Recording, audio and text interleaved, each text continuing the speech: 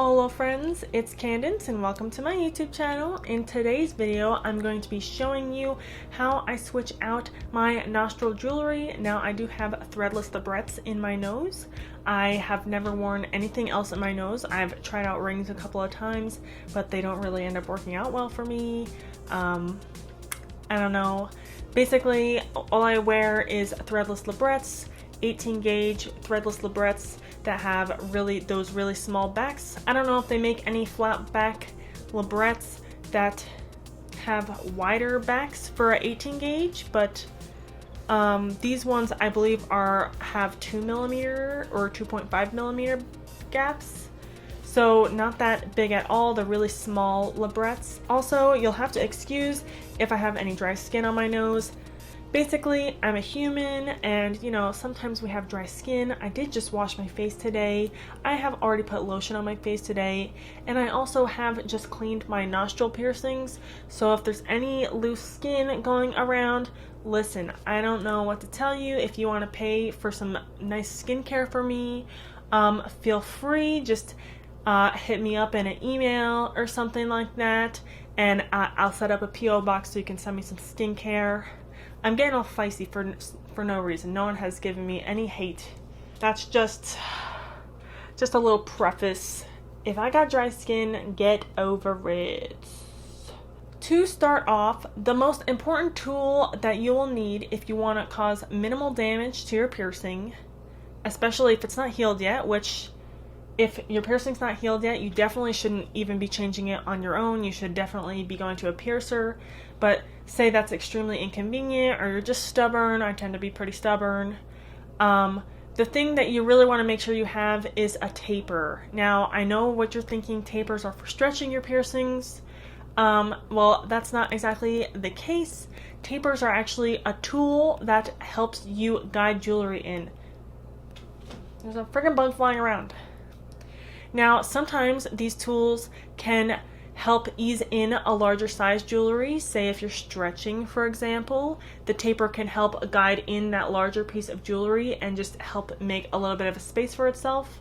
But technically, tapers are not supposed to be used for stretching per se, at least for earlobes. Technically, tapers are just a tool to help insert jewelry. So if you go to a good piercer, they're going to be using something like this.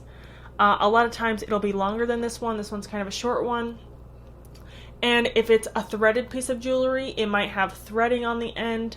I've never owned one with threading, so I wouldn't know. All I have are these ones for threadless ends. I'm not sure if it's the same for any ends. I'm not sure if it's just a pin like this. But basically, this little pin goes into the post. I'll get a post real quick to show. So just to show you, the little pin, it's not a needle. It is not sharp at the end. It's just a little bit pointy, not like pointy like a sewing needle, even like not sharp at all. And it tapers just the slightest bit right at the end there. And this is my 18 gauge taper. But let me just pop on this threadless libret. So now that I've put the libret on the taper, you can kind of see how it works. Basically, I wish I could show more. Basically, this little pin goes into the little hole that your threadless end would go into, and it'll help thread the jewelry. Now, if you can tell, this is an 18 gauge taper, and this post is a 16 gauge post. I do have a 16 gauge taper that I use for 16 gauge posts, but I figured I would just show you how this works. I should probably get an 18 gauge post too to show you my other tool. So if you have a good piercer, they will always use a taper, whether you just got a fresh piercing and they use a taper to transition the needle into inserting jewelry, or whether they're changing out a jewelry that you want something else, or you want a shorter bar, you're going in for a downsize, they're always going to be using a taper. The taper allows you to have your piercing, and then when you change jewelry, you never have to have an empty piercing. Does that make sense? So if you weren't to use a taper, you would take the jewelry out and you would have to fully swap out the libret and like jam it in. But with the taper, you'll hopefully be able to sell when I do my nostrils. With the taper, you are able to take the top off, put the taper on the labret post, and then feed it out. Take the bigger labret post off and then put a shorter one in, say if it's for a downsize, and then you can put the end back on. And the taper helps you never have to disturb the fistula as much as you could, if that makes sense. I'm just going to show you for a bit of a comparison the difference between the size of the back of the labrets for, in my experience, standard flat back labrets. This hand is my 18 gauge labret, and then this hand is my 16 gauge labret. On the back of the 16 gauge labret, you can see that there is a much larger disc than on the 18 gauge labret, and this size disc is pretty standard for most labrets, especially threadless labrets. They will all have a thick disc like this, but I don't know why, maybe because a thicker disc is unnecessary. The 18 gauge ones I've never seen with a really wide diameter like the 16 or 14, or I think, do they even make 12 gauge threadless labrets? I don't know. But the 18 gauge is uniquely this small. So what I use to get the 18 gauge out of my nose, that makes it very easy for me. The tool I use to help me get out this jewelry is a comedone extractor. If you see here, it's this little, you know, you're supposed to like push it on over a blackhead, and then the blackhead's supposed to like come out the hole. It's for pimple popping, but I don't really use it for that. I mean, I have some pimples now, but I never liked this tool for like popping pimples. I find it not to be effective at all, and it just kind of hurts. And yeah, so I don't use this for popping pimples, especially now that I use it for my piercings. I kind of just leave it for my piercings. I don't frequently like take it out for any other purpose. But it's metal, so even if you do switch back and forth, as long as you're washing it with soap and water, and as long as it's not a brand new fresh piercing, you should be fine to use it for other things. But yes, just make sure it's clean whenever you use something for something it's not normally used for. Probably even in between using it for what it is supposed to use for, you should keep it clean. Regardless. Anyway, I'm going on a ramble. This is how I use it in my nose. I would stick this thing in my nose. If you can see, it doesn't fit, right? It doesn't fit. What you gotta do, and this is why it's important not to do this if your piercing's not healed yet, because you really shouldn't be like messing all around with your piercings if it's not healed. You should really go to a piercer. And honestly, the easiest way, if you're having trouble changing your jewelry, just go to your piercer. They will help you change your jewelry. They're there to help you. They want to help you. And as long as you're a paying or a tipping customer, they would have no problem helping you change out some jewelry. It's not annoying. If you need help to do it, don't be afraid to ask for help. But if your piercing's fully healed and you don't want to have to rely on your piercer to change your jewelry every single time, this is just my tip for you for a fully healed piercing, just so we got that out there. It doesn't fit straight on, so you kind of have to like hook it and catch it, and it's kind of hard. It doesn't just happen right away, but basically once you're able to hook that on there, it stays pretty. Oh man, I dropped it. Found it. Anyway, I don't know if you saw how well that just caught it, but this flat side was able to hook on. It takes time, especially if it's in your nose and you can't see it, but it is able to hook on to the jewelry and sort of do it. Now, just like it was able to slip in, it can accidentally slip out and not be like securely in place. So when you're doing this, you really want to make sure when it's hooked on like this, you want to make sure you're holding the back. And this is what we're going to do. And I'll show you me doing it on all three of my nostril piercings. But basically, sometimes threadless labrets can be pretty, they can be pretty firmly like pressed in there. Like sometimes they're bent in a way that it's just like really tightly bound. Make sure when you are doing this that you're not doing it like anyway, oh, this would probably be good, but then this would be like all the way up your nose. I like to make sure it's all the way high up. That way not only is it attached not only is it braced by the sides of the comedone extractor, but the top is also bracing it. So the only like weak point is like that bottom part. It's being held on a little bit by the sides and the top.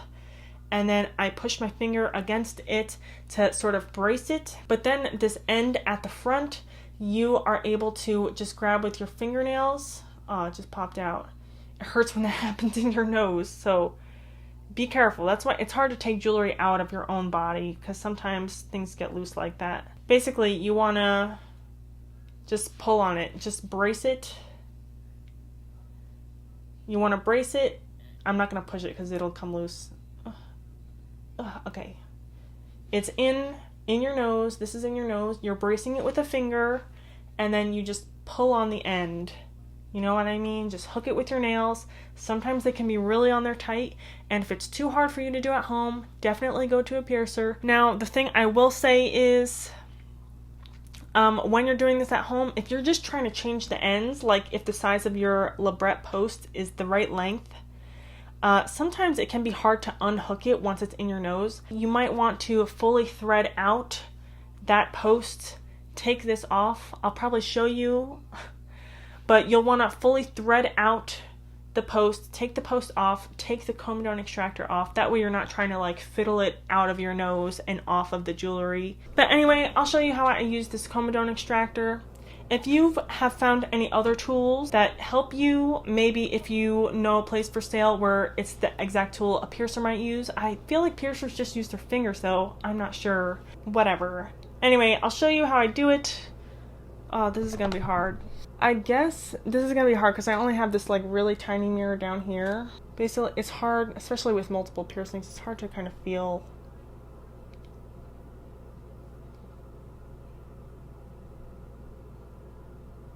And the reason I do the flat side instead of the wire side is just because I feel like it has more surface area to brace the jewelry. Okay, and if you see, it's pulling on that front one with the turquoise. So I know I got it.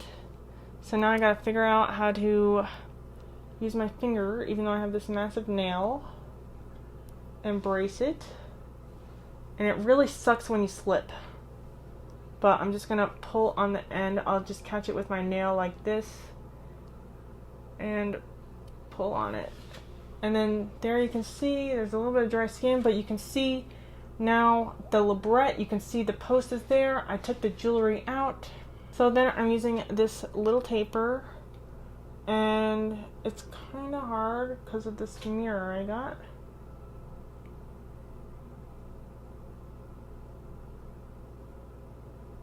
I insert the taper into the hole, and then I thread it all the way through. Ugh.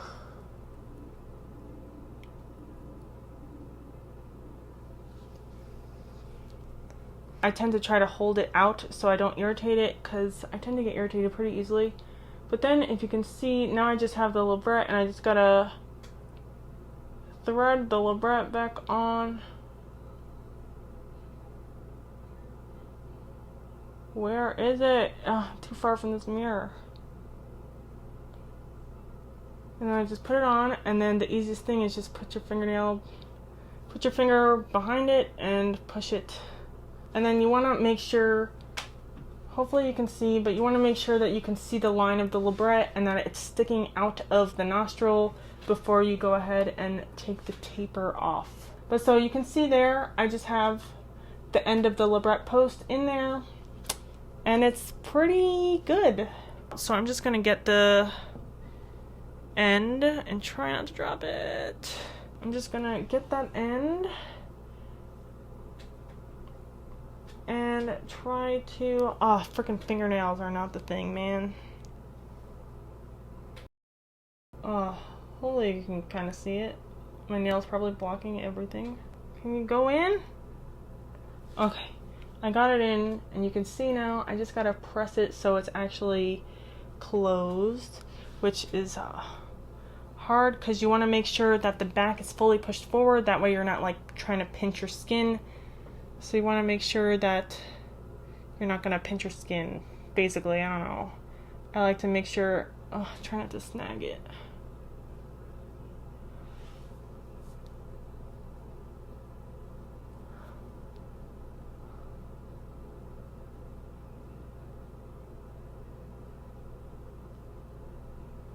It's hard because the nostrils have such skinny backs. It's really easy for it to like slip off your finger a little bit and then twist and then you squeeze and oh my gosh, it hurts. Just be careful when you're closing it and make sure you're aware of the pressure you're using and how it's going in, and then to make sure that your threadless libret is in all the way.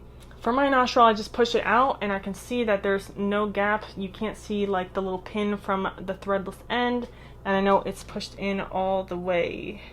Sometimes you'll hear a click. They don't always click for you. So we can't always live that like perfect life. Now all I have left is these two back ones. I'll just show you one by one. These other two, just to repeat, and just in case I was a little bit out of frame for the first one or whatever the case is. So then I just want to make sure I'm not using the front one again because I don't want to get hooked on that. And it can be hard sometimes to hook it on because sometimes it only stays, oh, I'm like tickling all the way up my nose. Sometimes it only stays like halfway. I'm like, just hook all the way. But fiddling like this tends to be way better than like trying to grab it with your friggin' big fat fingers. Come on, man. Maybe I'll try this one first. It's literally the same jewelry. Okay, got it. So annoying. Like, why wouldn't that other one go? Okay, got this one. Make sure I'm kind of in frame. Always make sure it's like braced if you kind of fiddled with it a little bit. These ones I think are. And I always like lean on the tool I'm using to kind of brace the pulling of the end against the bracing of the back, sort of. That way it kind of like pushes against each other. Ugh. Okay, let me try to.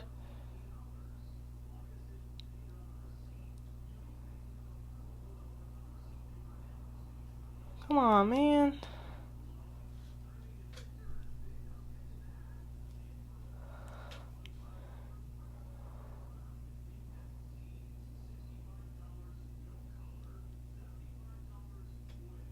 Got the taper on, so then I can just push it through.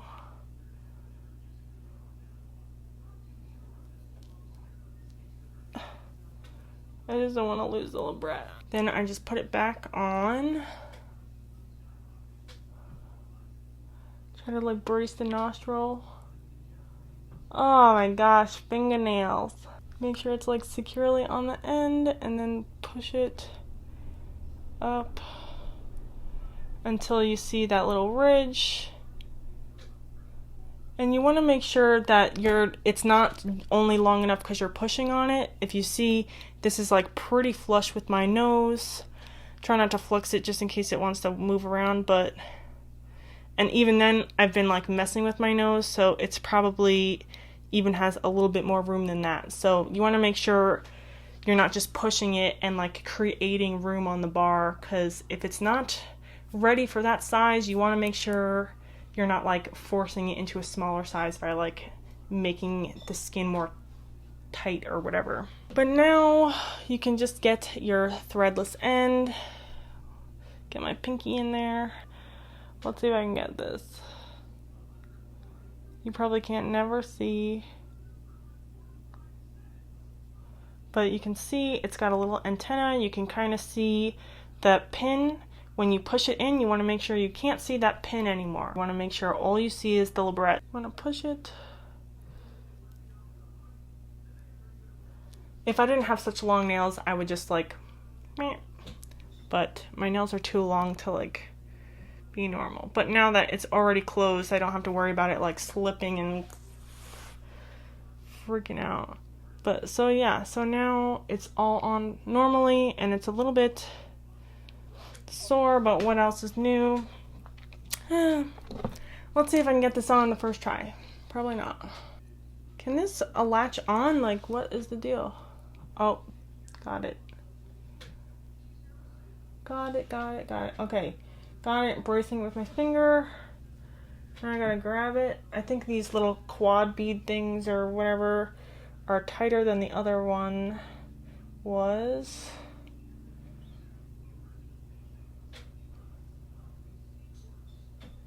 Come on, man. I'm like pulling on this front one too. Stupid nails. Oh, friggin' frig. I don't know if you heard the tension in that one, but there was a lot of friggin' tension in that one. Okay, I'll just thread this thing out. I can't even see it. Oh, whatever.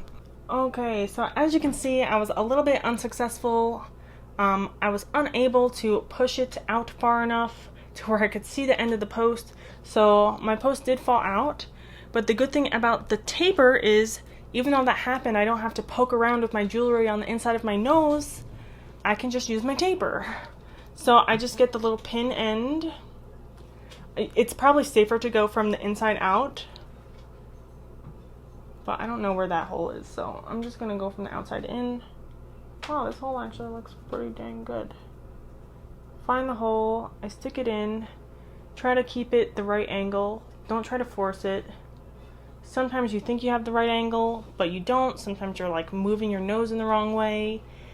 So if it's not going, take a load off, take a second, and like see where it wants to go. Try to be gentle, don't try to be too pushy with it, but this is already in, so I can just push it down.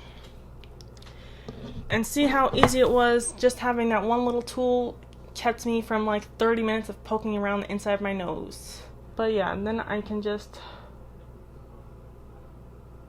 thread this in, and now it's on the end there, if you can see, and I'm able to just push it right up.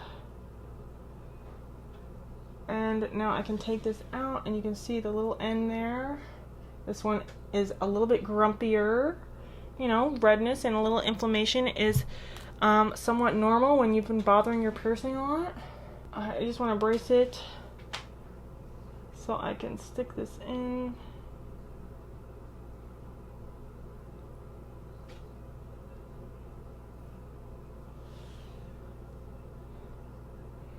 And then I just want to push it slowly. And sometimes they're a little bit tighter. And if you're confident with your pressure, by all means do it fast, but the worst thing is when it slips and twists and you push it to twist more. Ugh. So I try to avoid that at all costs. Now that my nose is all red and I got the jewelry I want in it, I really hope you learned something from this. At the very least, I hope you learned that, hey, if you can't do this on your own, you can go to a piercer. They want to help you, and they'll do a better job at not causing your piercing some trauma. They're there to take care of you. But anyway, thank you guys so much for watching this video. Let me know what sorts of videos you'd like to see next down in the comments below. Don't forget to like this video, share, and subscribe. I would really appreciate it. And don't forget to follow me on my Instagram at CandiceL. Thank you guys so much for watching this video, and I love you. See you in the next one. Bye! I don't know why they had to be such bothers. Little stinkers. These little stinkers. Just like rub them down with some saline. Sometimes some nice cool saline just like relaxes the area.